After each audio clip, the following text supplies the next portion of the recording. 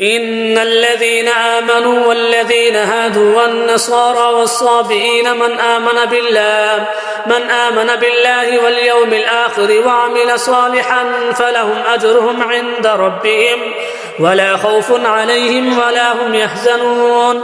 وإذ أخذنا ميثاقكم ورفعنا فوقكم الطور خذوا ما آتيناكم بقوة واذكروا ما فيه لعلكم تتقون ثم توليتم من بعد ذلك فلولا فضل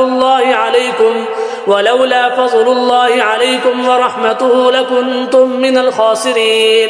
ولقد علمتم الذين اعتدوا منكم في السبت فقلنا لهم كونوا قردة خاسئين فجعلناها نكالا لما بين يديها وما خلفها وموعظة للمتقين.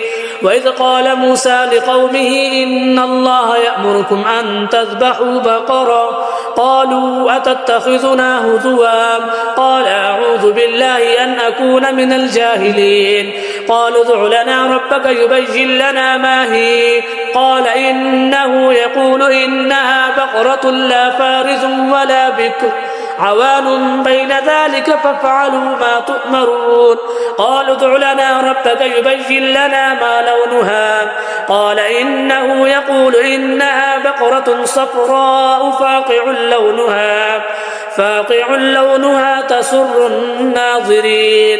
قالوا ادع لنا ربك يبين لنا ما هي إن البقرة شابه علينا وإنا إن شاء الله لمهتدون. قال إنه يقول إنها بقرة لا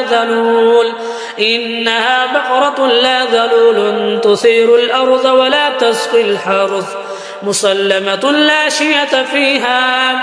قالوا الآن جئت بالحق فذبحوها وما كادوا يفعلون.